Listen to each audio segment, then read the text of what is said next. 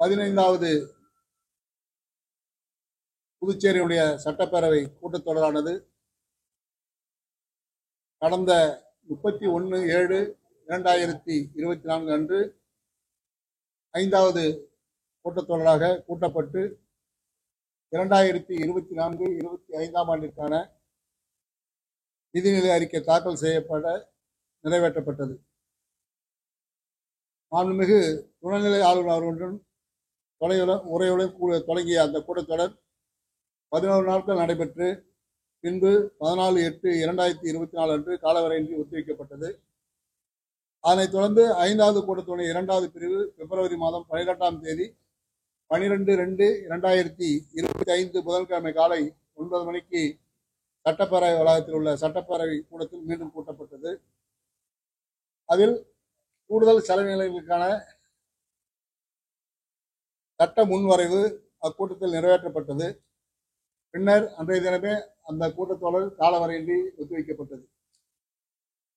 பின்னர் 22/2/2025 அன்று மாண்புமிகு துணைநிலை ஆளுநர் அவர்களின் உத்தரவின்படி 15வது கூட்டத்தொடரில் முழுவதுமாக ஒத்திவைக்கப்பட்டது. 15வது கூட்டத்தொடரினுடைய 6வது பகுதி 12ஆம் தேதி காலை 9:30 மணிக்கு நிதித்துறை பொறுப்பு வகிக்கின்ற மாண்புமிகு முதலமைச்சர் அவர்கள் காலை 12/3/2025 காலை 9:30 மணி அளவில் புதுச்சேரி மாநிலத்திற்கான நிதிநிலை அறிக்கையை தாக்கல் செய்தார். கண்டினியூவாக 12 நிதிநிலை அறிக்கை தாக்கல் செய்தவுடன் தொடர்ந்து கவர்னர் உரைக்கு நன்றி தெரிவித்து தீர்மானத்தின் விவாதங்கள் நடைபெறும். அதன் பிறகு அலுவல் ஆய்வு கூடி எத்தனை நாள் இந்த கூட்டத்தொடரானது நடைபெறும் என்பதை அறிவிக்கும். இந்த நிதிநிலை அறிக்கையானது இந்த வருடத்திற்கான முழு நிதிநிலை அறிக்கையும் மாண்புமிகு முதலமைச்சர் அவர்கள் தாக்கல் செய்கிறார். இந்த அரசு பதவியேற்று 2வது முறையாக தேர்தல் காலங்களை தவிர்த்து 2வது முறையாக புது நிதிநிலை அறிக்கை தாக்கல் செய்யப்படுகிறது. முழுமையான நிதிநிலை அறிக்கை தாக்கல் செய்யப்படுகிறது.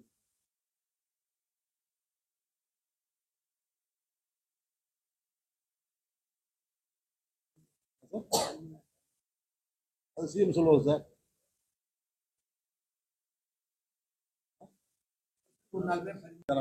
நாளை கொடுப்பாங்க, நாளை கொடுத்துருவாங்க. அதான் முழுமையாக வந்ததுக்கப்புறம் முழுசாக சொல்லுவோம் எவ்வளோ நிதி கிராண்ட் கொடுக்குறாங்க எல்லாம் பின்பு அறிவிப்பு. கண்டிப்பா கண்டிப்பா சார், பூமி பூஜை போட்டுருவோம் சார்.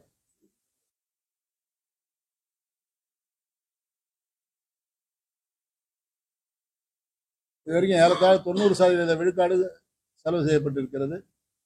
மீதமுள்ள தொகையும் விரைவில் செலவு செய்யப்படும். மார்ச் 31. தணிக்கை அறிக்கையில வேற மாதிரி சொல்லுங்க சார். தணிக்கை அறிக்கையில வந்து நிறைய நிதிகள்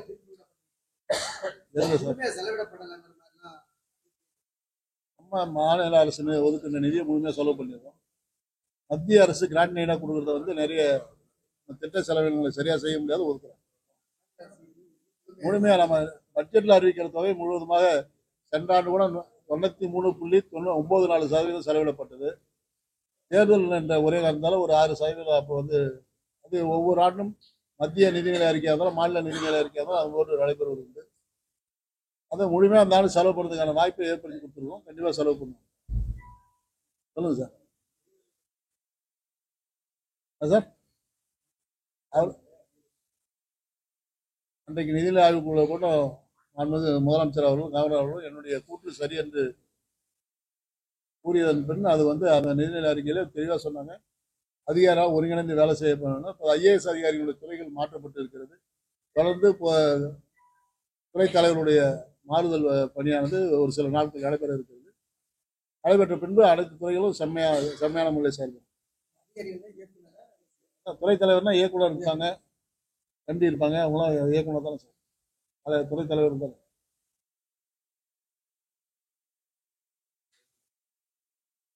கண்டிப்பாக அதுக்காக தான் இப்போ 10 நாளுக்கு முன்னாடி சொல்லணும். இப்போ 13 நாள் முன்னாடி சொல்லிடுவோம்.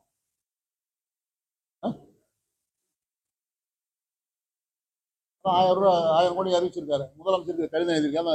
கடிதம் எல்லா கையிலும் இருக்குது. வேணா திருப்பி கொடுக்கலாம். நிதின் கட்கரி இந்த மேம்பாலங்களுக்காக 1000 கோடி நிதி ஒதுக்கி கொடுத்துருக்காங்க. அதை ஏற்கனவே முதலமைச்சர் அவருடைய அறிக்கையில் கொடுத்துருக்காங்க.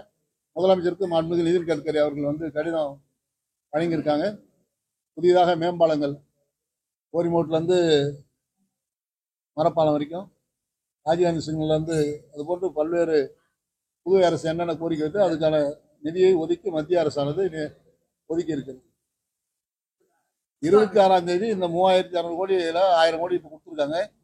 இது சம்பந்தமான ஆய்வுக் கூட்டத்திற்கு நாளை வந்து தலைமைச் செயலர் உள்ளிட்ட அதிகாரிகள் வந்து டெல்லி செல்றாங்க.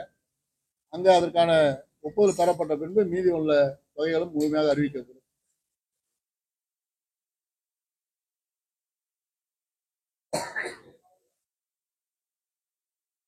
சட்டமன்ற உறுப்பினர்கள் அவர்கள் தங்களுடைய கடமையை நல்ல முறையில் செய்ய வேண்டும் என்பதுதான் அரசுடைய ஆசை.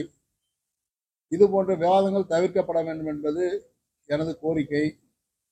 ஒருமையில் பேசுவது, மற்றவர்களை தரம் தாழ்த்தி பேசுவதை இந்த சபை கண்டிப்பாக அனுமதிக்காது. அப்படி தொடர்ந்து இது போன்று நடைபெறுமானால், சட்டமன்ற விதிகளுக்கு புறம்பாக தொடர்ந்து இது போன்ற நிகழ்வு நடக்குமானால் அதற்கான விடை சட்டப்பேரவையில் அறிவிக்கப்படும்.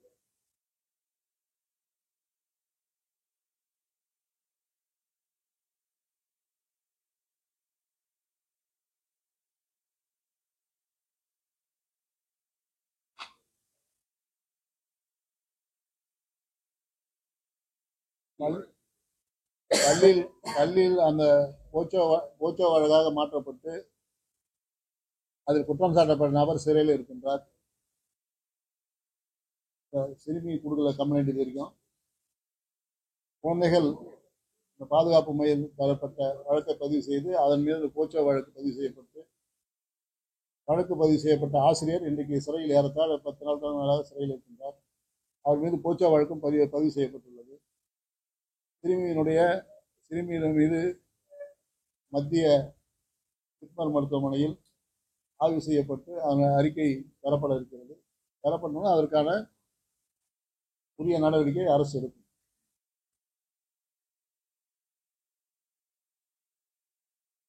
யாருக்கு கோரிக்கை வச்சிருக்காங்க? எங்க வச்சிருக்காங்க சொல்லுங்க. இல்ல ஆமா, அவங்க அதுல அந்த மாணவர்கள் வந்து அது பள்ளிக்கு ஆதரவாக தான் நீங்க போராட்டம் பண்ணுங்க. அதான் நாங்க வந்து தேவைப்பட்டா மாநில அரசு நம்பிக்கைலாம் கண்டிப்பா முதலமைச்சர் பேசி அதையும் மாற்றுறதுக்கான முயற்சி. மாநில காவல்துறை மீது அவருக்கு நம்பிக்கை இல்லை என்றால் நான் முதலமைச்சரோடும் துணைநிலை ஆளுநரும் கலந்து பேசி இந்த வழக்கை சிபிஐ மாற்றுவதற்கு எங்களுக்கு எவ்வித தடையும் இல்லை. பாதிக்கப்பட்டவர்களுக்கு உரிய நிவாரணம் கண்டிப்பாக கிடைக்க வேண்டும். அதிலும் எவ்வித மாற்று கருத்தும் அல்ல.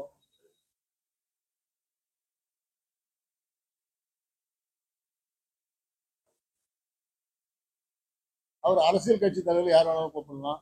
அவர் ஒரு வாழும் காமராஜர்னு எல்லாமே சொல்றீங்க. தமிழகத்தில் அவருடைய கட்சி இப்போ வந்து விரிவுபடுத்தி இருக்காரு. அப்ப அங்க இருக்கிற அரசியல் கட்சி தலைவர்கள் அவர் கூப்பிடுறது ஒன்றும் புதுசு இல்லை. அவர் விஜய் வந்து அவருக்கு நெருக்கமானவர். அவருடைய ஆட்சி பெற்று தான் அந்த கட்சி ஆரம்பிச்சாரு. அதனால அந்த முறையில் அவர் கூப்பிட்டுருக்கலாம். புதுச்சேரியை பொறுத்த வரைக்கும் நான் தான் திரும்ப சொல்றேன், தேசிய ஜனநாயக கூட்டணி கட்சியினுடைய முதலமைச்சர் வேட்பாளராக என் ரங்கசாமி அவர்கள் தான் இருப்பாங்க. ஒன்றும் மாற்று கிடையாது. மாறுவதற்கான வாய்ப்பு உண்டு. யார் சார்? அது முதலமைச்சர் தான் கேட்கணும், போறாரா இல்லையான்னு. என்ன கேட்டீங்கன்னா எனக்கு தெரியும். சபாநாயகர்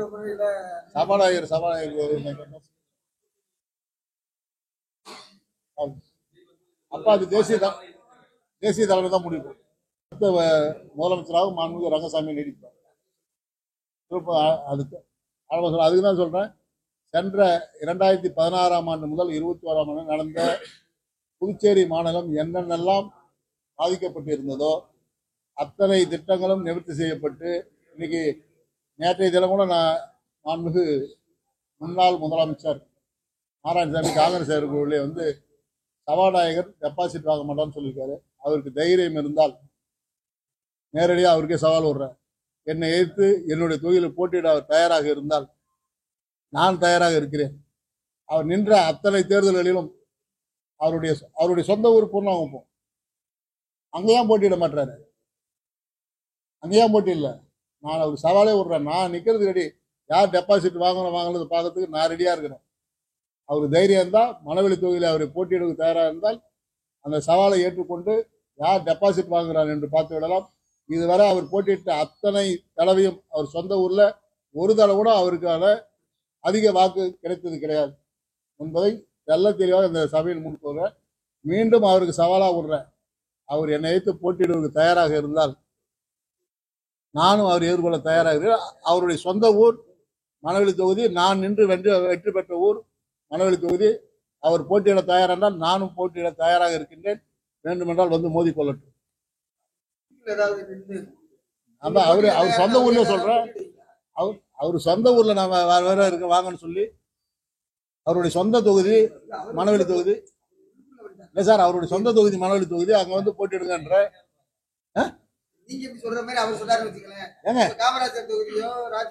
அவருடைய சொந்த ஊருங்க அது. நாராயண சுவாமியுடைய சொந்த கிராமம் பூர்ணா. அதெல்லாம் கிடையாது. வளர்ந்து படிச்சது முழுக்க அங்கதான் பூர்ணாபுரத்துல தான் படிச்சாரு. பூர்ணாபுரம் தான் வந்து படிச்சாரு. எல்லையம்மன் கோவில் அதுக்கப்புறம் அவர் பதிவு வந்ததுக்கு அப்புறம் வந்த இடம்.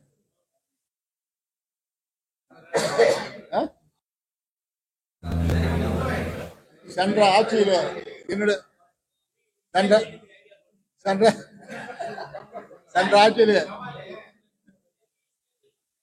ஆட்சியில வந்து 11 கோடியே 11 கோடியே 50 லட்சம் செலவுல கேபிள் மின் இணைப்பு வந்து என்னுடைய தொகுதியில வந்து பூர்ணாபுரம் ரோட்ல இருந்து புதுகுப்பம் கிராமம் வரைக்கும் போட்டாங்க. 11 கோடியே 50 லட்சத்துல வாங்கி கொண்டு இருக்கிறது. அதுவும் வந்து விரைவில் வந்து நம்ம நீதிமன்றத்தில் வழக்கறிஞர் பேசி முடிக்க சொல்லியிருக்கோம். அது முடிஞ்ச உடனே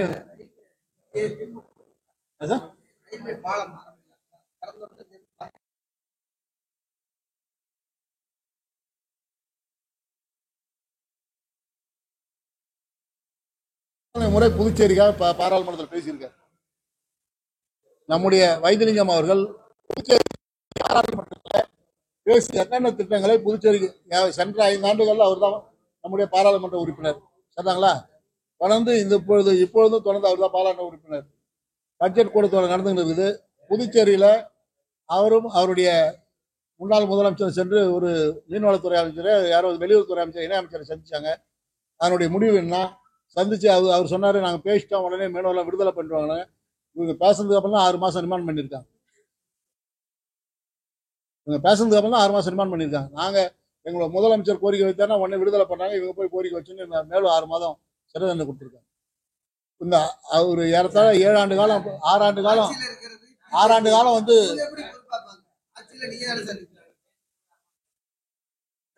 நீங்க அதுக்குதான் சொல்ற, யார் சென்றால் வேலை முடியும்னா அவங்க கிட்ட தான் வந்து செய்யணும். நீங்க போய் வேலையை முடியாத இடத்த நீங்க முதலமைச்சராக இருக்கும்போது எப்படி போய் மந்திரியை பார்த்துட்டு மத்திய அமைச்சரை பார்த்து சால்வை போட்டு புதுச்சேரிக்கு நிதி கொடு கேட்டு வந்து 0 ஆனாரோ அதே போன்று இப்பொழுதும் ஒரு மாய பிம்பத்தை ஏற்படுத்தி கொண்டிருக்கின்றார். மக்கள் பாராளுமன்ற தேர்தல் என்பது வேறு. மக்கள் அவர் கொடுத்த பொய்யான வாக்குறுதிகள், மத்தியில வந்து காங்கிரஸ் வரும் என்ற தவறான முன்னுதாரணங்கள், இதெல்லாம் வந்து மக்கள் மாற்றி ஓட்டு போட்டது. அதற்கான வாய்ப்பே இல்லை. எங்களுடைய பணிகளுக்கு மக்கள் அங்கீகாரம் கொடுப்பது தயாரா இருக்காங்க. என்னென்ன தேர்தல் வாக்குறுதிகளை சொன்னமோ அத்தனை நிறைவேற்றி கொடுத்திருக்கோம். ஆமா, எப்பொழுதுமே அவர் சொல்றது அதானே சார். நாங்க தேசிய கட்சி, நாங்க சொல்றது உண்மையா இருக்கும். நாங்க தான் தேசிய கட்சி, நாங்க சொல்றது உண்மையா இருக்கும். அவரு நான் தான் சொல்றேன், நாங்க தேசிய கட்சி, எங்க தேசிய தலைமை வந்து அது உறுதியா சொல்லியிருக்காங்க. அதனால எங்களை மீது எங்க முதலமைச்சர் போக மாட்டான்னு நம்புறோம். சட்டப்பேரவையில் எதிர்ப்பு தெரிவிக்கிறது வேற, சட்டமன்ற உரிமை வேற, சட்டமன்ற உறுப்பினர்களுடைய உரிமை வேற, கூட்டணி வேற. கூட்டணி வந்து சட்டமன்ற உரிமையை கேட்டு முடிவு பண்றதில்லை. தேசிய தலைமையும் என்ஆர் காங்கிரஸ் சேர்ந்து எடுக்கிற முடிவு, அதனோட கூட்டணி கட்சி தலைவர்கள் சேர்ந்து எடுக்கிற முடிவு. அதற்கும் சட்டமன்ற உரிமை சம்மந்தம் இருக்காது. சட்டமன்ற உரிமை கேட்டீங்க கூட்டணி பேசுவாங்க.